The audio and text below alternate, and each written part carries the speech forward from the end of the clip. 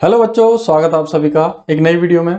बहुत दिनों से रिक्वेस्ट आ रही थी कि क्लास 12th के इम्पोर्टेंट जो टॉपिक्स हैं बायोलॉजी में उन्हें थोड़ा सा एक्सप्लेन कर दिया जाए और किस पर ज़्यादा ध्यान देना है फॉर बोर्ड एग्जामिनेशन और कंपार्टमेंट एग्जामिनेशन में आने वाले हैं। तो कंपार्टमेंट पर विशेष फोकस करते हुए और बोर्ड एग्जाम में भी फाइनल में, क्योंकि बहुत सारा स्टडी मटेरियल होता है, हमें किस पर ज़्यादा ध्यान देना है किस पर कम ये पता नहीं चलता है। इसलिए आज की इस वीडियो में मैं सभी चैप्टर्स के इंपॉर्टेंट जो टॉपिक्स हैं जिन पर ज़्यादा फोकस किया जाता है सीबीएसई के द्वारा, उन टॉपिक्स पर हम आज बात करने वाले हैं।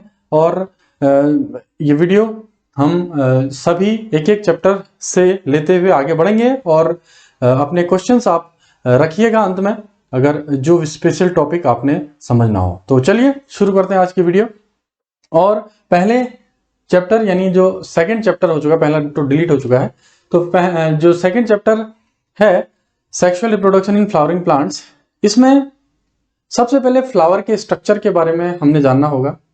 इसमें development of male and female gametophyte यानी जो माइक्रो स्पोरोजेनेसिस है और मेगा स्पोरोजेनेसिस है उसके बारे में पूछा जाता है क्वेश्चंस। उसका जो पॉलन ग्रेन है उसके इंटरनल स्ट्रक्चर के बारे में, उसके डायग्राम के बारे में पूछा जाता है। और जो फीमेल गैमेटोफाइट है ओव्यूल, उनके टाइप्स और उनमें जो अलग अलग जो स्ट्रक्चर्स होते हैं उनके बारे में पूछा जाता है, उनमें कैसे डेवलपमेंट होता है और पूरी प्रोसेस को पूछा जाता है इसमें, फीमेल गैमेटोफाइट और मेल गैमेटोफाइट के स्ट्रक्चर्स को और डेवलपमेंट को। पॉलिनेशन इसके बाद आता है। पॉलिनेशन में इसके टाइप्स, जो बायोटिक और एबायोटिक एजेंट्स हैं, और एग्जाम्पल्स इसके, जैसे जो वाटर में रहने वाले प्लांट्स हैं उनमें जो पॉलिनेशन होता है, हाइड्रोफिली जिसे कहते हैं हम, वो कैसे कैसे होता है। और कुछ वाटर में रहने वाले पौधे ऐसे हैं जो इंसेक्ट पॉलिनेटेड भी हैं, तो उनके एग्जाम्पल्स भी आप जरूर देख के जाइएगा। और इसकी एक वीडियो भी मैंने बनाई हुई है इस चैनल पर, आप उसे भी देख सकते हैं पॉलिनेशन डिटेल में, वहाँ बहुत इंपॉर्टेंट टॉपिक्स को उसमें समझाया हुआ है। और इस चैनल पर ऐसी वीडियोस हैं कि आप इजीली उन्हें रिकैप कर सकते हैं टॉपिक्स को कम समय में, लगभग 15 मिनट 18 मिनट ऐसे 11 मिनट 10 मिनट में बहुत अच्छे अच्छे टॉपिक्स और इंपॉर्टेंट और कठिन टॉपिक्स आसानी से आपको समझ में आ जाएंगे इस चैनल पर। उसके बाद आउटब्रीडिंग डिवाइसेस के बाद पोलन पिस्टल इंटरेक्शन, यानी जो फर्टिलाइजेशन होता है वो डबल फर्टिलाइजेशन क्यों कहलाता है, ट्रिपल फ्यूजन और डबल फर्टिलाइजेशन में क्या अंतर है, जो 7 सेल्ड 8 न्यूक्लिएटेड स्ट्रक्चर है उसके बारे में बताइए, या पोलन पिस्टल इंटरेक्शन का डायग्राम दिया होगा और उसके बारे में पूछा होगा कि ये स्पेशल स्ट्रक्चर्स क्या क्या हैं। इसके बाद पोस्ट फर्टिलाइजेशन इवेंट्स, यानी फर्टिलाइजेशन के बाद पोलन ग्रेन और जो ओव्यूल मिल चुका है उसके बाद प्रोसेसेस कैसे आगे बढ़ती हैं, और जो एम्ब्रियो है उसका डेवलपमेंट कैसा होता है, एम्ब्रियोजेनेसिस, उसका एक स्ट्रक्चर है, डायग्राम है, उसे अच्छे से पढ़ के जाइएगा। जितने भी डायग्राम्स हैं उनको बार बार प्रैक्टिस कीजिए। एनसीईआरटी में जितने भी डायग्राम्स दिए हुए हैं वो सब के सब इंपॉर्टेंट है और सभी डायग्राम्स की बार बार प्रैक्टिस करके जरूर जाना चाहिए। इसके बाद एंडोस्पर्म कैसे डेवलप होता है और जो एम्ब्रियो है उसका डेवलपमेंट कैसे होता है। इसके बाद सीड कैसे डेवलप होता है और उससे फिर जो दूसरे स्ट्रक्चर्स मिलके वो फ्रूट कैसे बनाते हैं। सीड कितने टाइप के होते हैं, एल्ब्यूमिनस और नॉन एल्ब्यूमिनस, इससे बहुत क्वेश्चन पूछे जाते हैं। या कह सकते हैं हम एक्स एल्ब्यूमिनस सीड, एंडोस्पर्मिक और नॉन एंडोस्पर्मिक भी बोलते हैं उनको, उसको भी बहुत क्लियरिटी से समझ के जाना जरूरी है। इसके बाद स्पेशल मोड्स भी हैं कुछ, जैसे एपोमिक्सिस, पार्थेनोकार्पी, पॉलीएम्ब्रियोनी, और सीड और फ्रूट के फॉर्मेशन का सिग्निफिकेंस क्या है, इसके बारे में हम जरूर पढ़ सकते हैं, किसी क्वेश्चन बैंक की मदद ले सकते हैं या इंपॉर्टेंट वीडियोस देख के जा सकते हैं, या जो आपने नोट्स बनाए हुए हैं साल भर उनका रिकैप करके इन पॉइंट्स पर विशेष फोकस करते हुए, डायग्राम्स की प्रैक्टिस करते हुए फ्लो चार्ट्स बना सकते हैं, अपने शॉर्ट नोट्स बना सकते हैं। आइए नेक्स्ट चैप्टर की तरफ बढ़ते हैं। थर्ड चैप्टर ह्यूमन रिप्रोडक्शन, इसमें मेल और फीमेल रिप्रोडक्टिव सिस्टम के डायग्राम्स को हमने समझना होगा। उनमें जो मेन स्ट्रक्चर्स हैं और ऑर्गन्स हैं, पार्ट्स हैं, उनके फंक्शंस को हमने समझना होगा, किसका क्या क्या काम है, उसको बार बार डायग्राम में बना के और उसके बारे में लिख के कि इसका फंक्शन ये है, इसका फंक्शन ये है, ऐसे हम प्रैक्टिस कर सकते हैं। टेस्टिस की जो टीएस है या माइक्रोस्कोपिक एनाटॉमी है उसको हमने पढ़ना होगा, ओवरी की एनाटॉमी को पढ़ना होगा।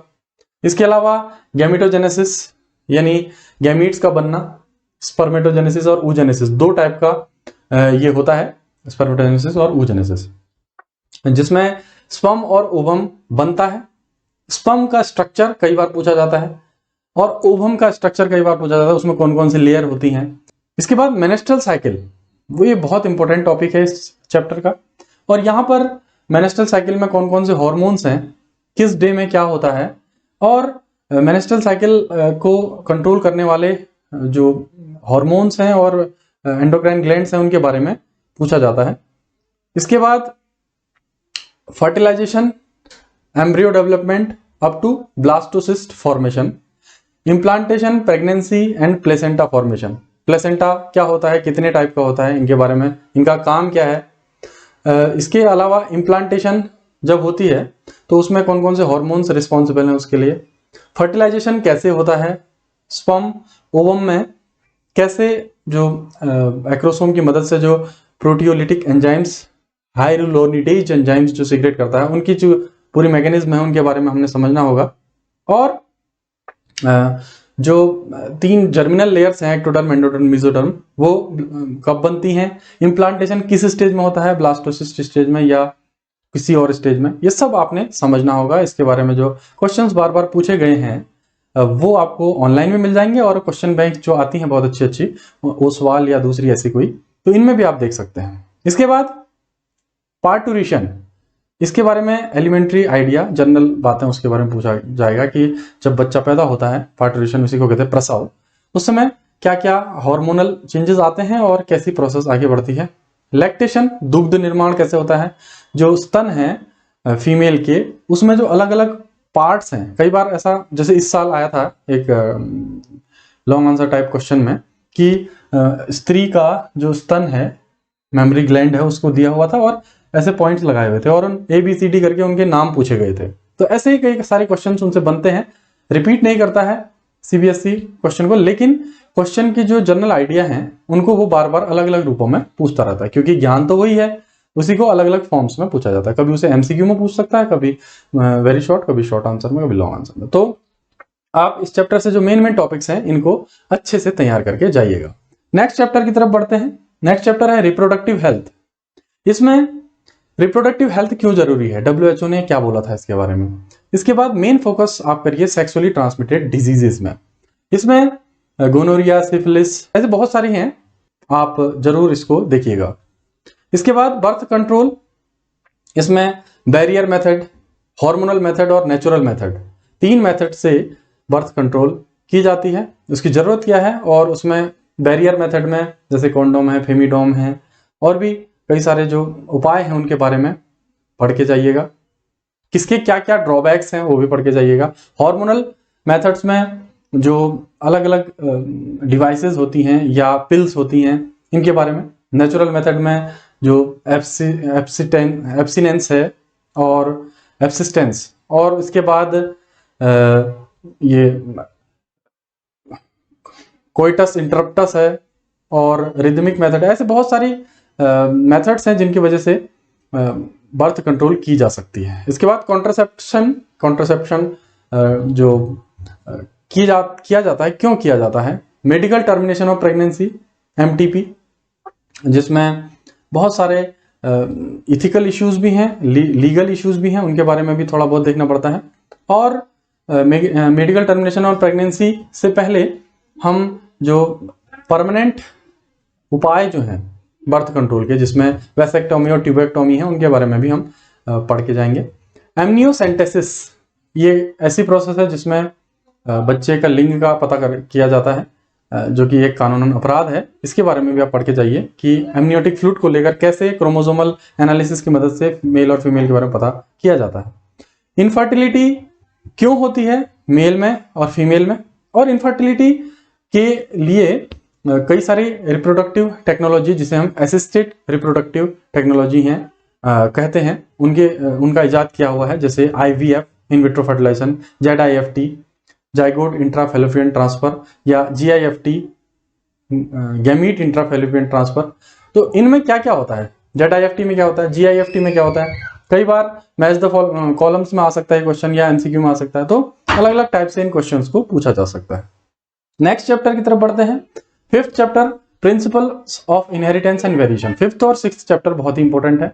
इसमें पहले मेंडेलियन इनहेरिटेंस, मेंडल ने जो नियम दिए थे उनके बारे में, मोनोहाइब्रिड और डाइहाइब्रिड क्रॉस क्या है उनके बारे में डिटेल में पढ़ना होगा, और डेविएशन क्या है, मेंडल के जो 3 लॉ हैं, law of dominance, law of segregation and law of independent assortment, इनमें क्या क्या डेविएशंस हैं, जैसे इनकम्प्लीट डोमिनेंस, को डोमिनेंस, ये क्या होते हैं, इनके एक एग्जांपल दिए जा सकते हैं और पूछा जा सकता है कि इसमें बताइए क्या है, मेंडेलियन इनहेरिटेंस का डेविएशन कौन सा है, इनकम्प्लीट डोमिनेंस है या को डोमिनेंस है, तो ऐसे आपने समझना होगा। इसके बाद multiple alleles, inheritance of blood group कैसे होता है, मदर का ब्लड ग्रुप, फादर का ब्लड ग्रुप है तो बच्चों को क्या हो सकता है, इनके बारे में।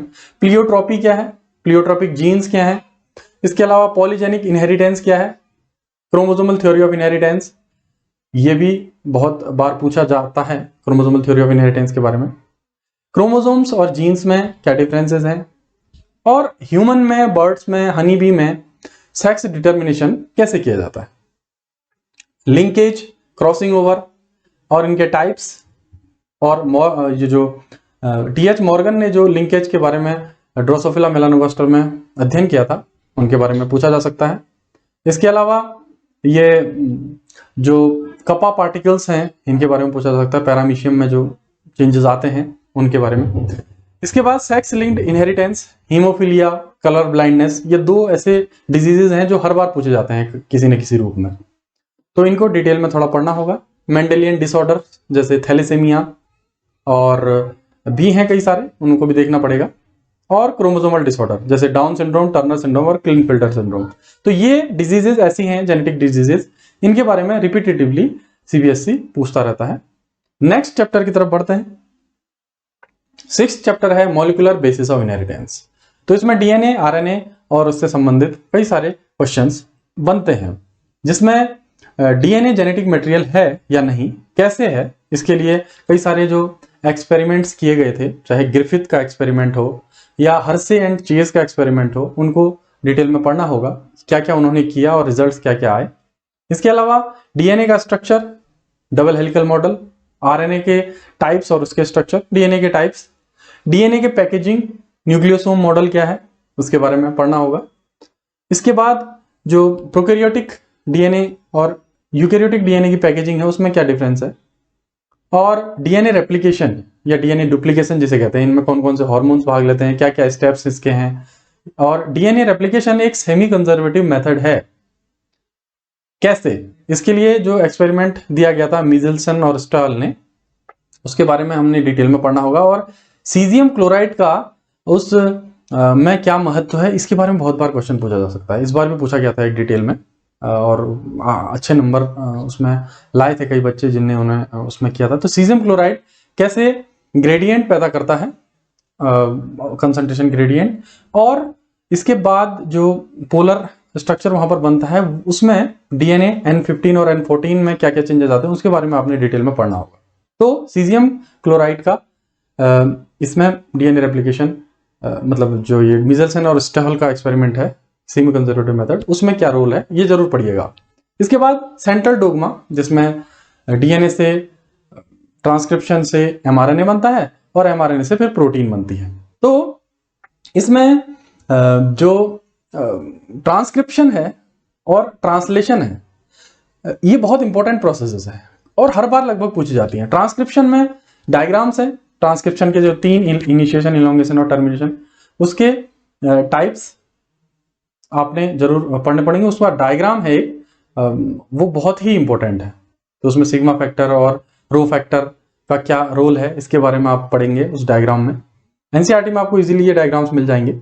और जो डीएनए रेप्लिकेशन है, उसके बाद जो सेंट्रल डोग्मा है प्रोटीन सिंथेसिस का, उसमें प्रोकैरियोटिक ट्रांसलेशन और यूकैरियोटिक ट्रांसलेशन में क्या अंतर है, ये भी काफी बार पूछा जाता है।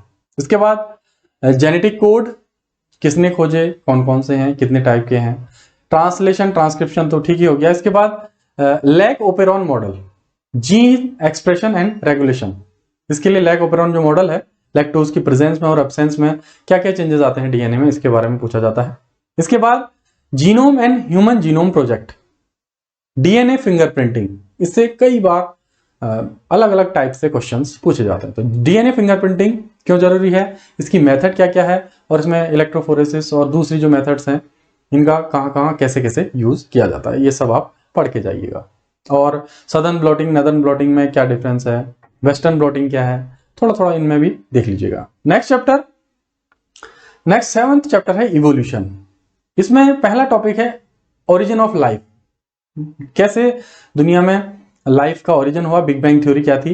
और इसके बाद जो इंपॉर्टेंट टॉपिक है इसमें सबसे वो है इवोल्यूशन, और इसमें एविडेंसेस, जिसमें बायोलॉजिकल इवोल्यूशन यानी पेलियोंटोलॉजिस्ट या पेलियोंटोलॉजिकल एविडेंसेस क्या क्या हैं, कंपैरेटिव एनाटॉमी से क्या क्या हमें एविडेंसेस मिलते हैं, एम्ब्रियोलॉजी से क्या क्या एविडेंसेस मिलते हैं, और मॉलिक्यूलर बायोलॉजी या मॉलिक्यूलर एविडेंसेस क्या क्या है, जिसमें मानव या अन्य जीवों का जो विकास हुआ उसमें क्या क्या हमें एविडेंसेस मिलते हैं, वो सब इन टॉपिक्स के आधार पर हमने देखना होगा। पेलियोंटोलॉजिकल, कंपैरेटिव एनाटॉमी, एम्ब्रियोलॉजिकल और मॉलिक्यूलर एविडेंसेस, ये देखने पड़ेंगे। इसके बाद डार्विन की थ्योरी, और फिर modern synthetic theory of evolution, क्या कमियां थी ये भी आपने पढ़ना होगा।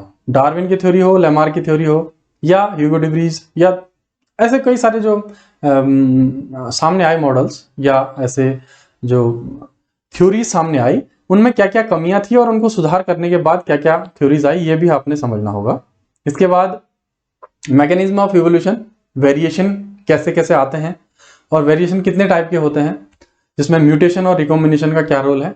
इसके बाद नेचुरल सिलेक्शन क्या है, इसके लिए एग्जाम्पल्स भी देने होंगे, टाइप्स क्या है नेचुरल सिलेक्शन के। इसके बाद जीन फ्लो और जेनेटिक ड्रिफ्ट क्या है, हार्डी विनबर्ग प्रिंसिपल क्या है, वो कैसे अप्लाई होता है, एडेप्टिव रेडिएशन और ह्यूमन का इवोल्यूशन कैसे कैसे हुआ, ड्रायोपिथेकस, रामोपिथेकस, ऑस्ट्रेलोपिथेकस वगैरह वगैरह, ये जो जाओ मैन, पेगिंग मैन और नियंडरथल मैन, फिर क्रोमैग्नॉन मैन, ऐसे अलग अलग जो ह्यूमन के जो एंसेस्टर्स हुए थे उनके बारे में आपने पढ़ना होगा, किस एंसेस्टर में क्या क्या खूबियां थी, क्या क्या स्पेशलिटी थी, ये सब, और ये कब कहाँ से प्राप्त हुए थे इनके फॉसिल्स, ये सब देखने पड़ेंगे। कार्बन डेटिंग मेथड और भी रेडियोएक्टिव कार्बन मेथड और मेथड्स भी हैं जो इस चैप्टर में आपने पढ़नी होगी। Next 8th chapter human health and diseases. इसमें पैथोजन जो पैरासाइट्स होते हैं, जिनमें ह्यूमन के अंदर पैरासाइट्स हैं जो, वो कौन कौन से डिजीज पैदा करते हैं, जिसमें डिजीज 2 टाइप से डिवाइडेड है, जो कॉन्जेनाइटल डिजीज और जो नॉन कॉन्जेनाइटल डिजीजेस, संक्रामक और असंक्रामक रोग के बारे में पूछा जाएगा, जिसमें malaria, filariasis, ascariasis, typhoid, pneumonia, common cold, amoebiasis, ringworm, ये बहुत इंपॉर्टेंट रोग हैं। इसके अलावा इम्यूनोलॉजी क्या है, वैक्सीन्स कैसे बनती हैं, और इम्यून सिस्टम, एंटीबॉडी का डायग्राम, ये सब हमने समझना पड़ेगा। इन्नेट इम्यूनिटी और एक्वायर्ड इम्यूनिटी क्या है, एक्टिव इम्यूनिटी और पैसिव इम्यूनिटी में क्या डिफरेंस है। इसके बाद कैंसर, HIV, एड्स, और फिर लास्ट टॉपिक इसमें है एडोलसेंस, किशोरावस्था क्या होता है, उसमें क्या क्या चेंजेस आते हैं, क्या क्या परेशानियां आती हैं, उसको कैसे टैकल किया जाए, ड्रग्स और एल्कोहल अब्यूज कैसे किया जाता है। तो 3 टाइप की जो ड्रग्स हैं जिनका अब्यूज किया जाता है, उनको डिटेल में पढ़ना होगा, और वो कहाँ कहाँ प्राप्त होती हैं और हमारे किस ऑर्गन को वो इफेक्ट करती हैं, ये भी हमने समझना होगा। नेक्स्ट चैप्टर की तरफ बढ़ते हैं। नेक्स्ट चैप्टर है 10th, in microbes in human welfare. जो सूक्ष्म जीव हैं वो ह्यूमन वेलफेयर में कैसे कैसे मदद करते हैं। पहला, हाउस होल्ड जो फूड प्रोडक्शन है उसमें कैसे कैसे वो मदद करते हैं, कौन कौन से आइटम्स वो बनाते हैं, कौन सा बैक्टीरिया कौन से स्पेशल प्रोडक्ट को बनाने में मदद करता है, ये आपने याद रखना पड़ेगा। इंडस्ट्रियल प्रोडक्शन, इंडस्ट्री में एसिड्स बना जाते हैं, या जो बेकरी इंडस्ट्री में, या जो अल्कोहल इंडस्ट्री है, इनमें कैसे कैसे माइक्रो ऑर्गेनिजम्स यूज होते हैं। सेवेज ट्रीटमेंट प्लांट और एनर्जी जनरेशन, बायोगैस प्रोडक्शन वगैरह भी आपने डिटेल में पढ़ना होगा, उनमें डायग्राम्स पढ़ने होंगे, और उसके अंदर क्या क्या हो रहा है। जैसे सेवेज ट्रीटमेंट प्लांट में प्राइमरी ट्रीटमेंट, सेकेंडरी ट्रीटमेंट, इनमें डिफरेंसेस क्या हैं, उनमें क्या क्या होता है, एक्टिवेटेड स्लज मेथड क्या है, कई सारी चीजें हैं जो इसमें बारीकियां हैं, जैसे एक घंटे की वीडियो में हम इसे नहीं समझ सकते हैं। इसके लिए तो थोड़ा सा घुसना पड़ेगा टॉपिक्स के अंदर और समझना पड़ेगा, तब हम जाके इनके आंसर्स हम दे पाएंगे। क्योंकि सीबीएसई का जो पेपर होता है वो थोड़ा सा स्तरीय होता है और उसमें टू द पॉइंट बातें पूछी जाती हैं। अगर लॉन्ग आंसर क्वेश्चन भी होंगे तो उसमें भी कई सारे ऑप्शन टाइप्स दिए रहेंगे क्वेश्चन के 1 2 3 4, और उसमें भी लंबी थ्योरी वाले आंसर्स अब नहीं आ रहे हैं, बल्कि उसमें भी टू द पॉइंट आंसर आपने देने होंगे लॉन्ग आंसर क्वेश्चन में। 5 नंबर के क्वेश्चन में भी 5 जो है आपने शॉर्ट आंसर लिखने पड़ेंगे। तो इस टाइप से अब आ रहे हैं, तो इसलिए नंबर लाना आसान भी है, और अगर आपने पढ़ा है तो फुल मार्क्स भी आ सकते हैं या 0 भी आ सकते हैं। तो ऐसा कुछ है इसमें। तो नेक्स्ट, बायो कंट्रोल एजेंट्स, ये जो माइक्रो ऑर्गेनिजम्स हैं वो इंसेक्ट्स को, पेस्ट को कैसे समाप्त करते हैं, इनके बारे में भी। बायो फर्टिलाइजर के रूप में सॉइल की फर्टिलिटी को बढ़ाने में कौन कौन से माइक्रो ऑर्गेनिज्म काम आते हैं। एंटीबायोटिक्स क्या है, एंटीबायोटिक दवाएं किस किस से कौन कौन सी बनाई जाती हैं, एंटीबायोटिक दवाएं कैसे काम करती हैं, और वो सबसे पहले कौन सी बनाई गई थी, पेनिसिलिन कैसे बनी थी, ये सब पूछा जाएगा। प्रोडक्शन एंड जुडिशियस यूज, तो एंटीबायोटिक जो दवाएं हैं उनका प्रोडक्शन कैसे किया जाता है और उनको कैसे यूज किया जाना चाहिए, और उसमें जुडिशियल चीजें क्या क्या हैं, ये सब भी पढ़ी जानी चाहिए इस चैप्टर में। नेक्स्ट चैप्टर की बात करते हैं 11th, biotechnology principles and processes. इसमें जेनेटिक इंजीनियरिंग की मेथड है क्या, जेनेटिक इंजीनियरिंग, आरडीएनए टेक्नोलॉजी यानी रिकॉम्बिनेंट डीएनए टेक्नोलॉजी क्या है। इसके बाद रिस्ट्रिक्शन एंजाइम्स क्या क्या है, जिसमें एंडोन्यूक्लियस, एक्सोन्यूक्लियस और रिस्ट्रिक्शन एंडोन्यूक्लियस 3 टाइप के एंजाइम्स होते हैं। इसके अलावा लाइगेज जोड़ने वाले, डीएनए पॉलीमरेज पॉलीमर बनाने वाले, रिवर्स ट्रांसक्रिप्टेज आरएनए से फिर डीएनए बनाने वाले। तो इस टाइप के जो एंजाइम्स हैं जो काम में आते हैं टूल्स के रूप में ये बायोटेक्नोलॉजी में, इनके बारे में पूछा जा सकता है। इसके बाद क्लोनिंग वेक्टर्स, जो प्लाज्मिड, फेज वेक्टर, कॉज्मिड, फेजमिड, यैक, बैक, ये जो अलग अलग टाइप के क्लोनिंग वेक्टर्स हैं, इनके बारे में पढ़ के जरूर जाइएगा। इसके बाद नई नई टेक्नोलॉजी जो आ चुकी हैं बायोटेक्नोलॉजी में, जैसे micro injection, electroporation, gene gun, ये कैसे काम करती हैं, इनका डायग्राम्स और इनमें कैसे फंक्शन होते हैं और किस किस काम में ये आते हैं, इनके बारे में पढ़ के जरूर जाना चाहिए। इसके बाद ट्रांसफॉर्मेशन प्रोसेसेस, यानी जैसे आरडीएनए टेक्नोलॉजी जो है, रिकॉम्बिनेंट डीएनए टेक्नोलॉजी, इसकी लंबी जो प्रोसेस है पूरी, उसको डिटेल में आपने पढ़ना होगा। इस चैप्टर में इतना ही है। Next 12th chapter, biotechnology and its application. Biotechnology कैसे मदद करती है ह्यूमन बीइंग्स की, इसके एप्लीकेशंस क्या क्या हैं।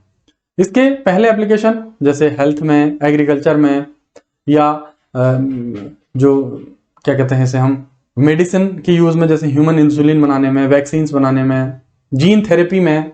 जीन थेरेपी क्या है, कैसे की जाती है, और वैक्सीन सीरम में क्या अंतर है, ये तो पिछले चैप्टर में हमने देखना चाहिए था। जनरली जेनेटिकली मॉडिफाइड ऑर्गेनिज्म जैसे BT crops, BT brinjal, BT cotton, इनमें कौन से जीन लगाए जाते हैं, बैसिलस थ्रिएंजिएंसिस के बीटी, और वो कैसे काम करते हैं, इसमें इथिकल इश्यूज क्या हैं, और ये क्यों इंडिया में नहीं यूज करने दिए गए, इसका विरोध क्यों किया जा रहा है, ऐसे कुछ क्वेश्चंस होते हैं। इसके बाद ट्रांसजेनिक एनिमल्स क्या है, बायोसेफ्टी इश्यूज क्या है, और बायोपायरेसी और पेटेंट क्या है, ये कैसे प्राप्त होते हैं, इन सब के बारे में इस चैप्टर में पढ़ना होगा। Next 13th chapter, organisms and populations. इसमें organism and environment, habitat, niche, population क्या है, इकोलॉजिकल एडेप्टेशंस क्या हैं, पॉपुलेशन इंटरेक्शन जैसे म्यूचुअलिज्म जिसमें दोनों को फायदा हो रहा है, कंपटीशन से क्या क्या फायदे होते हैं, क्या क्या हानियां होती हैं, इंटरस्पेसिफिक कंपटीशन क्या है, प्रीडेशन क्या है, प्रीडेटर, प्रे और प्रीडेटर दोनों के बीच में जो रिलेशन है प्रीडेशन, पैरासिटिज्म क्या है। तो अलग अलग जो पॉपुलेशन इंटरेक्शंस के मोड हैं, अलग अलग टाइप्स हैं, उनके बारे में पढ़ना होगा। इसके बाद पॉपुलेशन एट्रीब्यूट्स जैसे growth, birth rate, death rate, उनको कैसे निकाला जाता है, इनके फॉर्मूला क्या क्या हैं, और इनमें बढ़ने घटने में कौन कौन सी चीजें इफेक्ट करती हैं इनको, एज डिस्ट्रीब्यूशन क्या है। तो ये सब ऑर्गेनिज्म एंड पॉपुलेशन चैप्टर में आपने पढ़ के जाना चाहिए। नेक्स्ट इकोसिस्टम 14th चैप्टर, जिसमें इकोसिस्टम के पैटर्न क्या हैं, इकोसिस्टम के कंपोनेंट क्या हैं, प्रोड्यूसर एबायोटिक और बायोटिक कंपोनेंट्स। इसके बाद प्रोडक्टिविटी, डिकम्पोजिशन, एनर्जी फ्लो, इसमें 1% लॉ भी है, 10% लॉ सॉरी। इसके बाद pyramids of number, pyramid of biomass और पिरामिड ऑफ एनर्जी, ये बहुत इंपॉर्टेंट टॉपिक है, इसमें आपने विशेष फोकस करना चाहिए। Nutrient cycle, nitrogen cycle, carbon cycle और फॉस्फोरस साइकिल, ये सब न्यूट्रिएंट साइकिल पूछे जा सकते हैं। इसके बाद इकोलॉजिकल सक्सेशन क्या है, बहुत इंपॉर्टेंट टॉपिक। इसके बाद इकोलॉजिकल सर्विसेज जैसे carbon fixation, pollination seed dispersal, oxygen release, इनको शॉर्ट में हमने पढ़ना होगा। तो ये चैप्टर हमारा क्लियर हो जाएगा। और last chapter biodiversity and it's conservation. तो बायोडाइवर्सिटी का क्या कॉन्सेप्ट है, बायोडाइवर्सिटी है क्या, पैटर्न क्या है उसके, बायोडाइवर्सिटी की जरूरत क्या है, इंपॉर्टेंस क्या है, बायोडाइवर्सिटी लॉस कैसे हो रही है, और इसके अलावा बायोडाइवर्सिटी कंजर्वेशन हम कैसे करेंगे। इसके लिए हॉटस्पॉट्स जो बनाए गए हैं वो क्या हैं, एंडेंजर्ड ऑर्गेनिजम्स क्या हैं, एक्सटिंक्शन क्या है, रेड डाटा बुक के बारे में बहुत बार पूछा जाता है, बायोस्फीयर रिजर्व्स क्या हैं, नेशनल पार्क्स क्या हैं, सेंचुरीज क्या हैं, और रामसार साइट्स क्या हैं। तो इन सब के बारे में इस चैप्टर में पूछा जाएगा। तो जरूर इन सबको आप रिवाइज करके जाइए। और मेरा पूरा भरोसा है मुझे, अगर इन टॉपिक्स को आप देखेंगे और जो वीडियोस मैं बना रहा हूं उनको तो देखें ही देखें, साथ साथ जो अच्छी जो क्वेश्चन बैंक्स हैं, क्योंकि अंत समय में क्वेश्चन बैंक बहुत ज़्यादा मदद करती हैं। और मैं अपने स्टूडेंट्स को ओसवाल की जो बुक है वो प्रेफर करता हूँ। हाँ, कोई भी स्पॉन्सरशिप इसके लिए नहीं है, जो बेस्ट बुक है उसके लिए मैं कहता हूँ। तो ये आपको रिवाइज कराएंगी पिछले क्वेश्चंस को, जो पिछले साल हर टॉपिक से या हर जो चैप्टर से बार बार पूछे जाते हैं क्वेश्चंस, इनके लिए आपको तैयार करेगी। इसके साथ साथ कुछ क्वेश्चंस ऐसे हैं जो बार बार पूछे जाते हैं रिपीटेटिवली, जैसे कि ये जो पेडिग्री एनालिसिस है उसमें डोमिनेंट और रिसेसिव कैरेक्टर कैसे निकाले जाते हैं, या जो ऑटोसोमल और जो रिसेसिव ऑटोसोमल और सेक्स लिंक्ड जो ट्रेट हैं, या उनके जो जेनेटिक स्ट्रक्चर हैं, होमोजाइगस हेटेरोजाइगस स्ट्रक्चर, जीनोटाइप कैसे निकाले जाएंगे, ये क्वेश्चंस बार बार पूछे जाते हैं। और भी बहुत सारे क्वेश्चंस हैं, जैसे मनुष्य के कितने जीन्स हैं, उनमें कितने न्यूक्लियोटाइड बेसेस पाए जाते हैं, ये भी पूछा जाता है, कितने न्यूक्लियोसोम उससे बनेंगे। इस टाइप के जो न्यूमेरिकल क्वेश्चंस हैं वो भी पूछे जा सकते हैं। या मोनोहाइब्रिड डायहाइब्रिड क्रॉस से संबंधित कोडोमिनेंस और जो इनकम्प्लीट डोमिनेंस है, इनके बारे में बहुत सारे इस टाइप के डायग्रामेटिक क्वेश्चंस पूछे जाते हैं। तो कई सारे जो चीज़ों का एक जो बहुत अच्छा पेपर बन के बायोलॉजी का सामने आता है, और इसमें लोग 100 नंबर्स भी ले आते हैं, 99 नंबर ले आते हैं। कैसे ले आते हैं? बार बार प्रैक्टिस करके, इन टॉपिक्स को देख के, टीचर्स जो पढ़ाते हैं साल भर उसको प्रैक्टिस करके। इसके साथ साथ क्वेश्चन बैंक भी बहुत जरूरी है। पिछले 10 साल के अगर आप, या कह सकते हैं 10 साल तो नहीं क्योंकि अभी चेंज हो रहा है बीच बीच में, 10 अलग अलग टाइप के आप प्रैक्टिस सेट्स बना लेंगे अगर हर साल के, इस साल जो आए हुए हैं उसके 10 प्रैक्टिस सेट्स या अनसॉल्व पेपर्स आप हल करेंगे और उसके नोट्स आप याद करके जाएंगे पेपर में, तो आप जरूर अच्छा करेंगे। और मेरी शुभकामनाएं आप सभी को। अब कंपार्टमेंट एग्जाम के कुछ ही दिन बचे हुए हैं और इसके लिए आप सभी को शुभकामनाएं। और एनुअल एग्जाम के लिए भी जो फ्यूचर में इस साल 12th की तैयारी कर रहे हैं उनके लिए भी मेरी शुभकामनाएं हैं। इस साल हम कोशिश करेंगे इस चैनल पर कि आपको लगातार वीडियोस देते रहें और आपका जो सिलेबस है वो पूरा करें, और आपको ऐसे क्वेश्चंस भी बताएं उसके बाद, सिलेबस पूरा करने के बाद, जो बार बार पूछे जाते हैं और बहुत ही इंपॉर्टेंट है। तो आज की ये वीडियो आपको कैसी लगी बताइएगा कमेंट बॉक्स में लिखकर। और 12th बायोलॉजी के इंपॉर्टेंट टॉपिक्स हमने इस पर क्लियर करिए, देखिए, समझे। और जो बोर्ड एग्जामिनेशन और कंपार्टमेंट एग्जामिनेशन है उन सभी के लिए आप बहुत अच्छी मेहनत करके जाएंगे और मुझे विश्वास है आप बहुत अच्छा करेंगे। तो फिर मिलते हैं। Bye bye, take care, stay safe, thank you for watching.